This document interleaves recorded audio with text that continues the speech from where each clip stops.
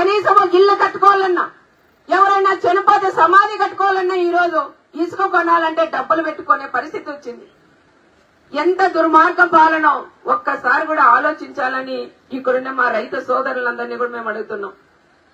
ఇంకో విషయం అయితే, ఈ గ్రామంలో తిరిగినప్పుడు చాలా వరకు మాకు ఇండ్లు కావాలని వాళ్ళు కూడా K Lakshmamma, Hemalatha, Padmavathi, S Muthyalamma, Anjibabu, SC గాలిన వరలక్ష్మి, సరాద్ పరంధామ్ గారు, వీళ్ళందరూ కూడా మాకు ఇండ్లు కావాలన్నారు.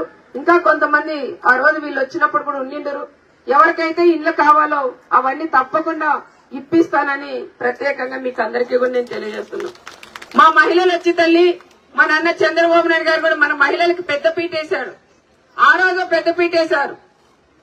సంఘాలు పెట్టింది మా నాన్న చంద్రబాబు నాయుడు గారు. కానీ ఆ సంఘాలు కూడా ఈరోజు పైకి తీసుకొచ్చి చైతన్యం తీసుకొచ్చి మీ కుటుంబాలు మీరు మీ కాళ్ళ మీద నిలబెట్టుకుని దానికి కూడా కారకం మీ మహిళలు, మన మహిళలని కూడా మనం చెప్పుకోవచ్చు.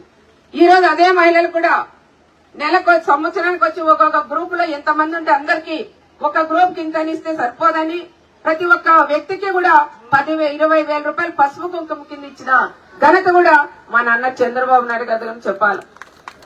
ఇంకో విషయం ఏమంటే, ఈ రోజు యూత్ కూడా ఎంతో మంది ఉన్నారు. ఉద్యోగ అవకాశాలు కూడా చాలా ఇబ్బంది పడుతున్నారు. ఇప్పుడు కనీసం ఊర్లో 5 మంది 10 మంది పోతున్నారంటే దానికి కారణం మా నాన్న చంద్రబాబు నాయుడు గారు. ఎందుకంటే అక్కడ కియా వచ్చింది కాబట్టి చదువుకునే పిల్లలంతా కూడా బస్సులో పోయి అక్కడ కియా జాబ్ చేసుకుని మళ్ళీ తిరిగి వస్తున్నారు. అదే మన జాతి కూడా రాప్తాడు కూడా పెట్టాం. ఆడపిల్లలకి ఎవరైతే ఉన్నారో వాళ్ళకి అభివృద్ధి చేయాలనే ఆలోచనతో దాదాపు 6,000 మందికి ఉపాధి కూడా కలిగేది.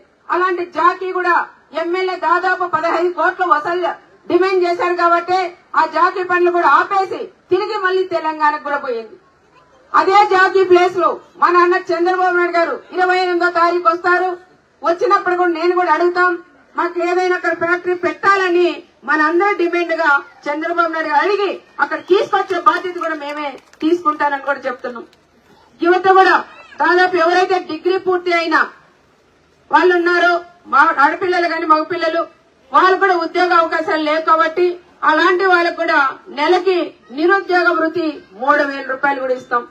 అదే భార్యాభర్త డిగ్రీ పూర్తి అయినా ఇద్దరికీ కూడా నిరుద్యోగ వృత్తి కూడా ఇస్తామని మన అన్నగారు కూడా చెప్పారు. ఉద్యోగాలు వచ్చి దాదాపు మన రాష్ట్ర వ్యాప్తంగా 5 సంవత్సరాల లోపు 20 లక్షల ఉద్యోగ అవకాశాలు కల్పిస్తామని కూడా మీకు అందరికీ కూడా నేను చెప్తున్నాం. ఇంకా మన పిల్లలు స్కూల్లో పోతున్నారు. కనీసం అమ్మఒడి అని చెప్పారు కానీ ఎంతమందికి ఇస్తున్నారు తల్లి అమ్మఒడి? చేతులు ఎత్తండి. ఒకరికి వస్తాయా, ఇద్దరికి వస్తున్నాయా?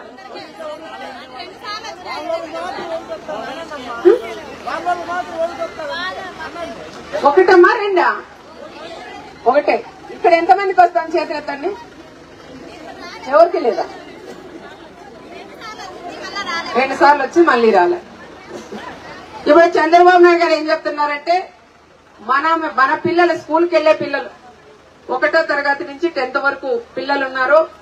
ఇంట్లో ఎంత మంది పిల్లలున్నా 3, 5 మంది 7 మంది పిల్లలున్నా కూడా అందరికీ కూడా సంవత్సరానికి వచ్చి 15,000 రూపాయలు ఇస్తానని మన అన్నగారు కూడా చెప్పారు తల్లి.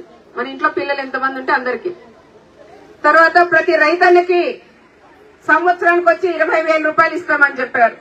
మరి ప్రతి ఇంటికి 3 సిలిండర్ సంవత్సరానికి ప్రతి కుటుంబానికి కూడా 3 సిలిండర్లు ఉచితంగా ఇస్తామని మా మహిళా సోదరి మహిళలందరికీ చెప్తున్నాం. అదేవిధంగా ప్రతి మహిళ ఎవరైతే 18 సంవత్సరాలు ఉండే ఆడపిల్లలు ఉన్నారో అలాంటి ఆడపిల్లలందరికీ కూడా నెల 1,500 రూపాయలు ఇస్తానని మన అన్నగారు కూడా చెప్పారు. 18 ఏళ్ల పాపకి 18,000 సంవత్సరానికి వస్తుంది. 18 ఏళ్ల నుంచి 59 సంవత్సరాల దాకా ఎవరైతే ఉన్నారో వాళ్ళందరికీ కూడా నెల మీకు చేత ఖర్చుల కింద 1,500 రూపాయలు ఇస్తాడని మీకందరికీ కూడా గుర్తు చేస్తున్నాం. అదేవిధంగా మన మహిళలకు బస్సు ఉచిత ప్రయాణం